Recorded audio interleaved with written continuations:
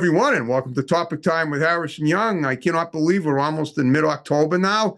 I have another great Zoom show. We're just going everywhere with Zoom, and another rapper, and he's a comedian as well. His name is Ezra Pryor, and Tizio, that landmark dude I had on last year at my Wayham location, recommended him. And before we get to him, got to read these incredible underwriters, got some new ones, and then we will commence per usual. So we got a new Peruvian restaurant in Brockton, El Rincon del Sabor.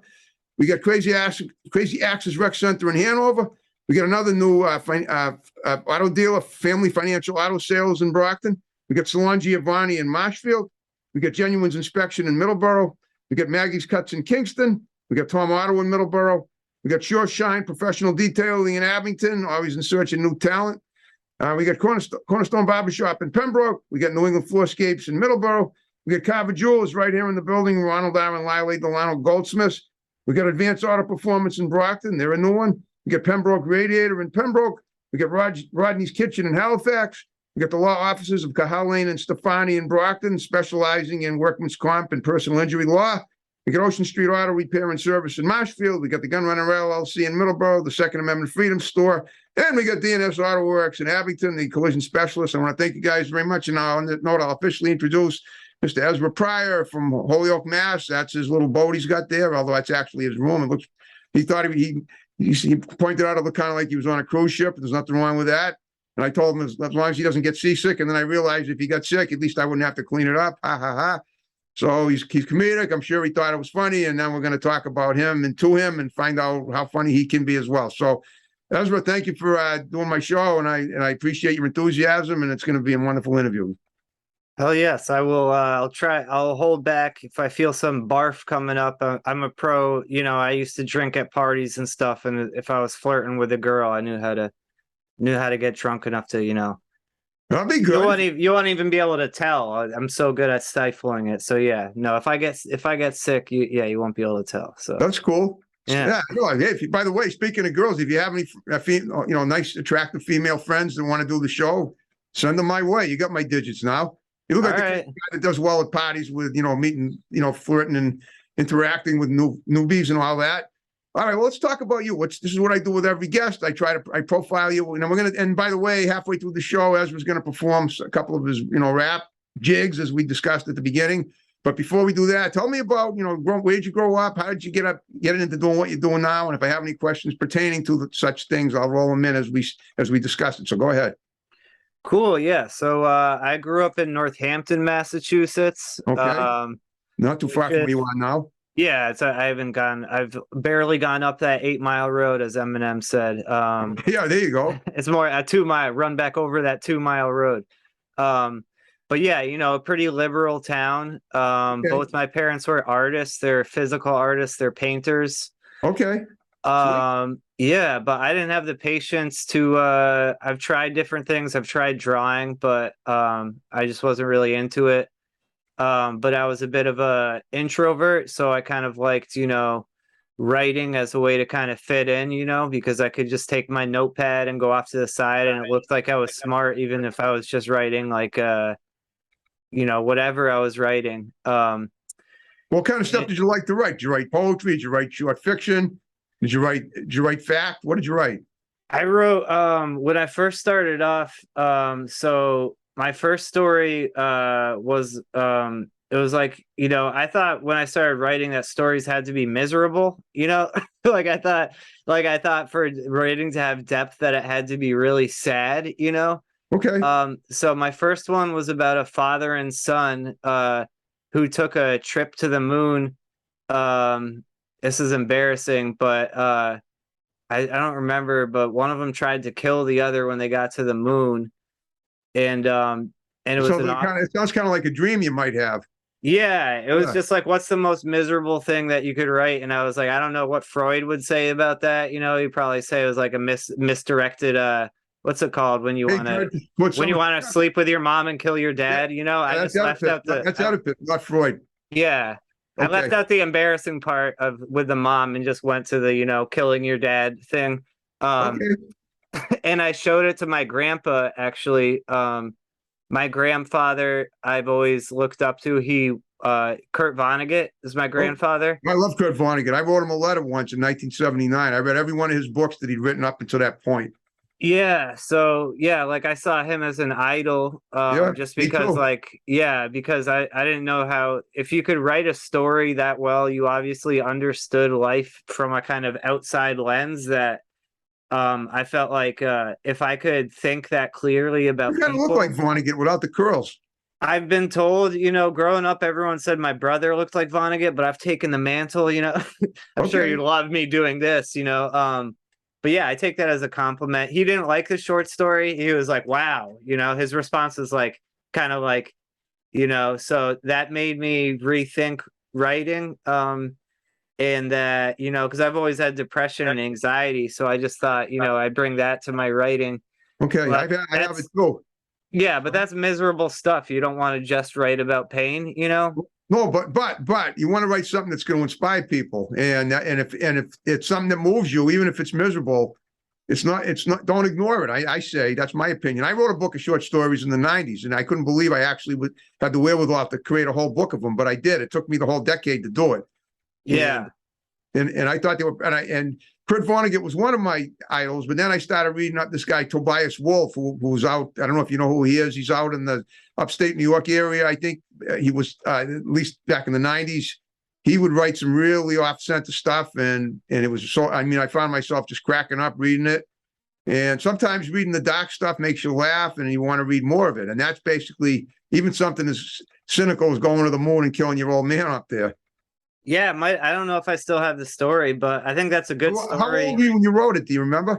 I was probably like 7 or 8. Oh, that's So beautiful. I love it. yeah, Somebody so young. I was a pretty disturbed child. Tell me about it. I was almost committed twice because, I was considered emotionally disturbed at that age too. And the only reason I wasn't committed was because my parents couldn't afford the tuition to the Yeah. to the hospital in Providence, where I would have been probably incarcerated for 3 years, and in all likelihood have received shock therapy, which is what they did back then. No, that wouldn't have been good. Yeah, man. I just kind of kept to myself in a way that most kids don't do. Like I Okay, was well, scared. all right. Why were you shy, or were you just afraid of it? Just sort of didn't want to. You just I don't know. I still don't know the answer to that you didn't question. feel you just felt more comfortable keeping to yourself. Yeah, I just wanted to, if I could, this is so embarrassing, but if I could have just stayed at home forever, I would have done that.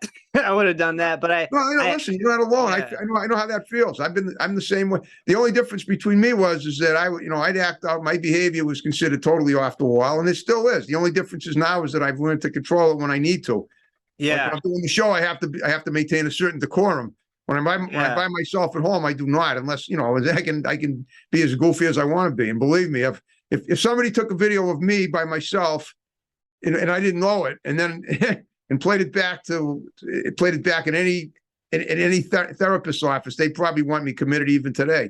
But fortunately, I don't think that's a problem. But I know how that is. You feel, because it feels good to act out. I know that, and that's what I did. But that's me. In your case, it just felt good to be alone and to withdraw. But obviously, but I'm starting to think that sometime between then and now, something happened to change that. Is that true? I acted out, baby. I acted out. Yeah. Oh, you did? Okay. Yeah, eventually all these I'm just gonna be honest today. That's cool. Yeah. I'm a recovered addict alcoholic now, but okay. So yeah, I would say, I carried on resentments from my childhood into addiction and drinking. Yeah. And I didn't know how to act, so yeah, I would I don't know how to say, I would end up, I got kind of defensive, I guess. So when I was drinking and drugging, I was showing up to places feeling like I was under attack. Okay. But just because I'm weird or whatever, so I had to really I got arrested a few times. Okay. I've dealt with a lot of pain that way, but I've come out on the other side of it. I hope stronger. It's just you never killed anybody, did you? No, I never killed it. I never killed anybody. That's good. Yeah, and I didn't really get in fights. That's great that you didn't get in the fights. I used to get bullied constantly. Yeah, well, one time I did kind of get bullied, but I don't think I was fun to get bullied because I just have this resting, like placid, neutral face. So Okay. the bully would want me to be like, no, don't, and I would just be like, you know what Yeah, I that's mean? right. Like You were so passive that it did that so it took the passive. fun Yeah, away. it was That's no good. fun. Yeah, That's yeah, good. Everybody, I mean, I get bullied a lot. I get literally no respect growing up. And to this day, I really still don't feel I get respect. I feel I get to a minimum amount of admiration for my show, which is awesome. But yeah, the people that I work with at these TV stations are incredible. I couldn't do this stuff without them. But as far as feeling really respected in society, I'm still working on that. But the show is actually remedial for me to get there. Now tell me about how did you get into rapping and stuff in comedy? How did that come to be? So comedy growing up, typical 90s boy. I loved Adam Sandler, and I Oh still yeah, do. yeah. Yeah. How about Sarah Silverman? Do you like her? I do like Sarah Silverman. Yeah, She's I my like cousin. her. She's your cousin? Yes, No way. yes way. Yeah, I love her. She was kind of one of the first comics to do real dirty stuff in this kind of in Firstly this kind of like female. innocent way. Well, Howard Stern was the first, but she's the first First female. female, first Yeah, female, yeah. yeah, true that. Yeah. Yeah.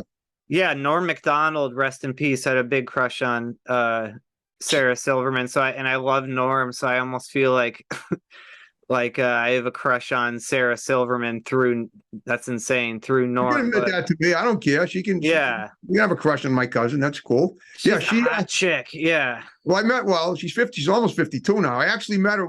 We had backstage passes to a show at the Wilbur back on April 28th of 2017.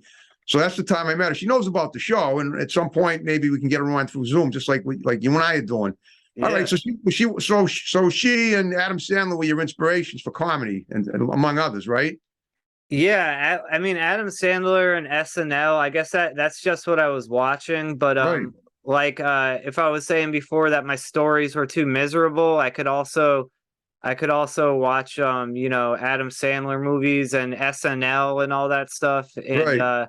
and I don't know, I just liked it. I thought I didn't even think about the writing that much. It almost just seemed like people having fun. Speaking of Where that, did you know that yesterday was the 47th anniversary of the first SNL show?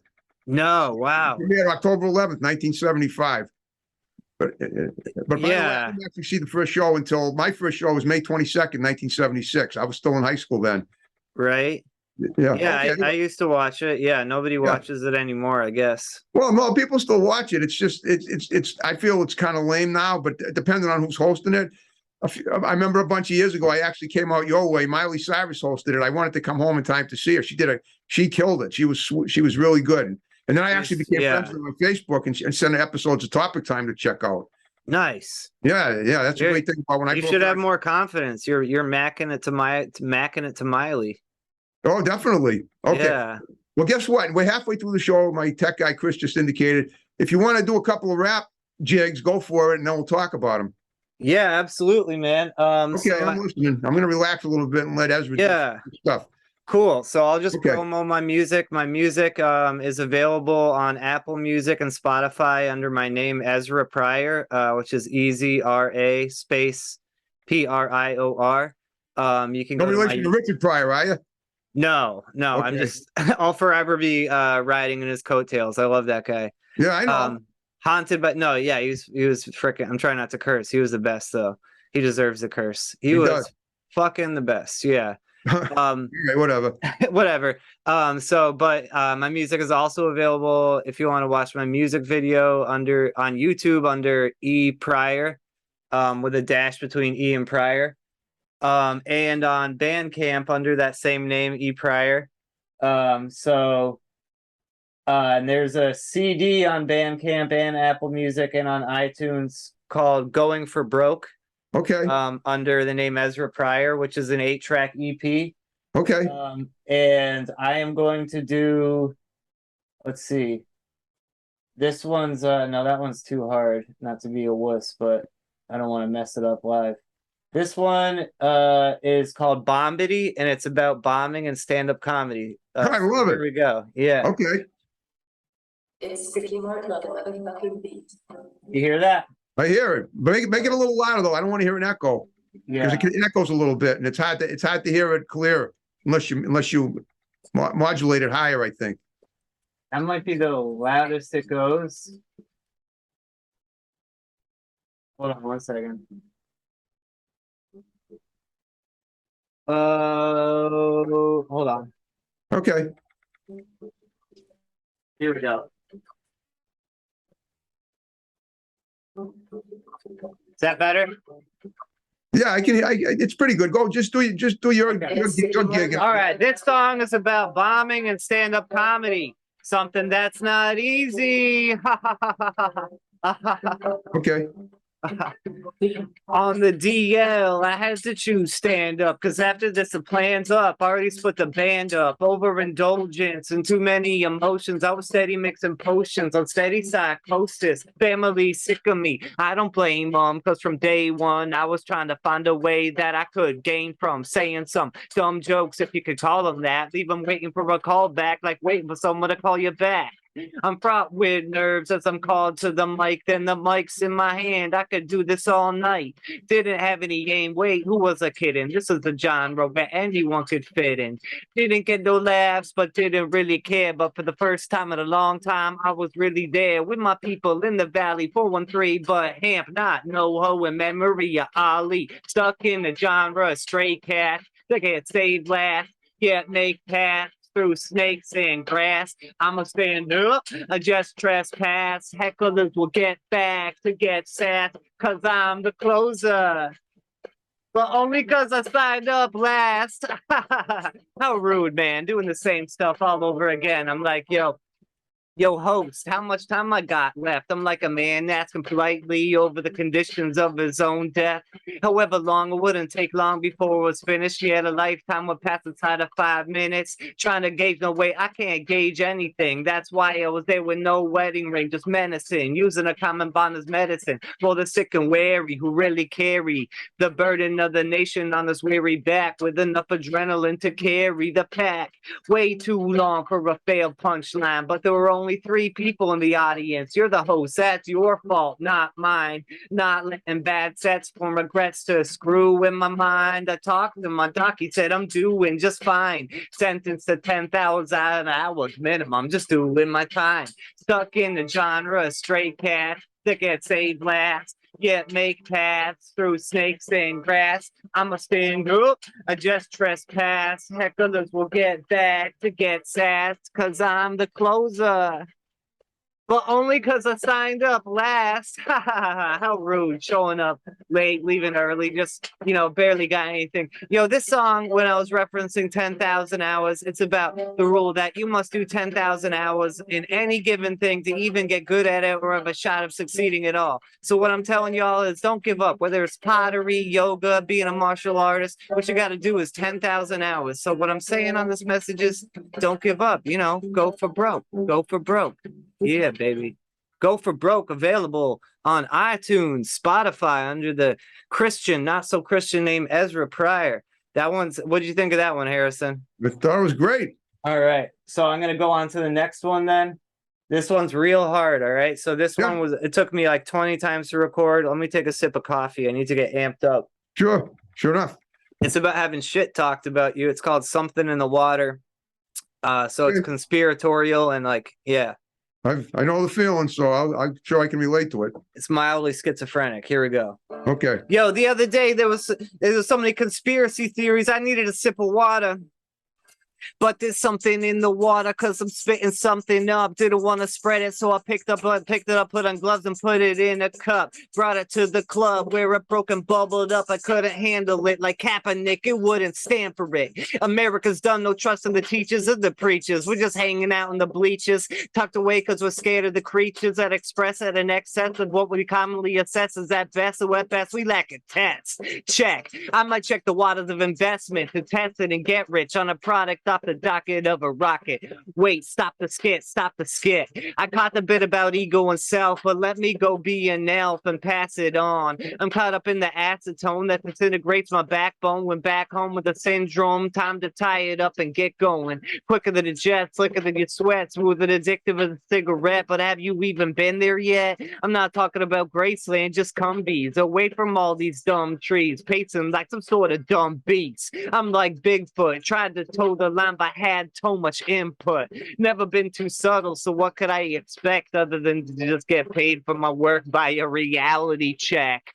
It was my alter ego that decided to write this, delirious scribbling notes during his night shifts. The stage is crowded, so either way, I'm riding coattails and burning crows' toenails to keep pace with these wicked spells.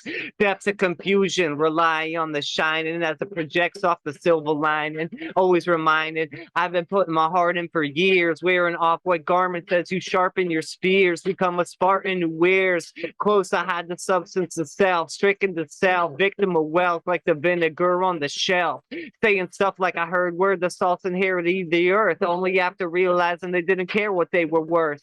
Upon very turf, my raps are like a hurried kiss within the sweet suction of this current abyss. Boy, oh, no wonder I'm so unemployable. I destroyed the whole product stand because I thought I had a bug on my hand.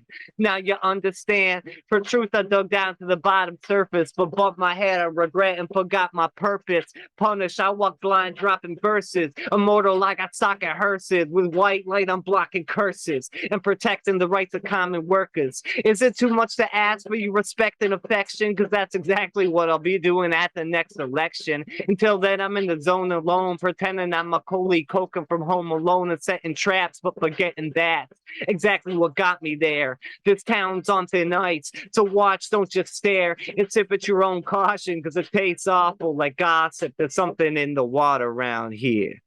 There we go. Well, swell. Eminem, you have Thank nothing. you. Eminem has nothing on you. Oh, I've been told I sound like Eminem, which I have mixed feelings about because I'm not trying to imitate him, but no, I like that. You don't sound like him. You sound like yourself. You're very original. Thank you. Yeah, Right. it's so yeah, that one was about gossip. It's called In the Water. Yep. And let's see, do you want me to do another one? Tell me when my time's up, but I love doing this. Well, yeah, you want to do one more? Go ahead. I think by the I'll do one more. You got 5 minutes, so go ahead. All right, so available off Apple Music, Spotify under the name Ezra Pryor. This one is called Half the Height. It's about me getting sober. You can't ask for better than that. Exactly. It's a new life. Uh-oh. No, that's not it. Tech issues, that's all right. Give me 1 second. I think this is it. No, this one's okay. So this has a music video. Pretty Pose Particles, baby. 39 views on YouTube. Yo, this economy's been hard. I'm not trying to go for broke, but this economy's like got me down. But I got a job interview off LinkedIn. But you guys, my hair looks terrible. What's this, my hair? Looks like I lost a truth or dare. Maybe I'll comb it down over there, move it with a comb, but it falls just like Rome. All over the place like a bad poem. Drunk the bartender says go home. So I come with a brush, move it in a rush, but it looks like the branches of a bush. So I come with a hair dryer, but I almost die as I light it on fire with a blown wire. Maybe I'll dye my hair. You see, I never tried it because I was just a shy kid trying to hide it. But I won't go emo and look like a goth kid. Like this fake wig on my head, it would not fit. Reached my hand through my fake hair and I tossed it. Oh shit, maybe I'll just cut it all off out of anger like Lorena Bobbitt did. Man, stop complaining, man. Just stop it, because it's your hair. Love it the way that it is, Harrison. If you love your hair, then you really exist. Harrison, too many people getting lost in the mix. Harrison, missed the haircut, tried to fix it like this. Comb it, brush it, rock it with the spike tips or the dreadlocks, or just cut it all off, strands get tossed. Pretty Pose Particles, sitting in the waiting room, read GQ articles. Forever a redhead with bad head till I'm dead, Fred. Yeah, you heard what I said, Ed and Ted. Go get a haircut, but it's quarantine, so I'll walk around bare butt and just stare at my gut. Barbershop's like, sorry, we're all shut. So I come with a shampoo like a bank robber trying to get it to stand down. Damn you, switch to the conditioner. This girl Sally runs the spot, takes visitors. I go to visit her, see my name in a chair, but she's not even there. I just got ghosted by my own damn hair. So I come to caress the follicles, really get all do it yourself with the monocles. I mean, really sort out all the particles. But my hair was born under a bad moon. Ooh. Forced eternally to walk in the bathroom, and it got me in a bad mood. But it's your hair. Love it the way that it is. If you love your hair, then you really exist. Harrison, too many people getting lost in the mist. Miss a haircut and tried to fix it like this. Comb it, brush it, rock it with the spike tips or the dreadlocks, or just cut it all off. Strands get caught. Pretty pose particles sitting in the waiting room. Read GQ article. All right. That's Shout out to good. GQ there too. Very interactive. I like it. You use my name about 14 times in there. You know, just in case I get any press, I want to feedback to you, you know? Okay. Well, I understand. Listen, I'm glad I still have my hair at my age too, and it's not as gray as it could be either. You got great hair, my man. I've been jealous. Thank you. Yeah. all the time. It's a Yeah. lot easier to manage than it was when I was a kid too. It was a lot. It was used to be like a bird's nest back in those days. Yeah, I have something called a serious condition called glassy hair syndrome. My hair looks pretty good. I think when I wrote the song, I just didn't I didn't know the benefits of combing your hair. At the age of 35, I realized Yeah, it looks pretty good. It looks wavy. That's good. it's wavy, baby, just like my style. Yeah. And the stash goes great with it. Well, guess what? It worked out great because we're now down to the final 5 minutes of the show. Sick. So, The fun. like I told you, what I told you at the beginning was what I'd like you to do is just look at your computer, give shouts out to people. They're going to see it, condense them, and then we'll wrap the show up with my music as we began it. All right. I'd like to give a shout out to Ty Zayo, who, Ty, man. yeah, Boston MC, who supported me by referencing you to me. Shout out to DJ Rogue Wave for making that instrumental. Shout out to Say Some Studios, who I've done some shows with here in Springfield.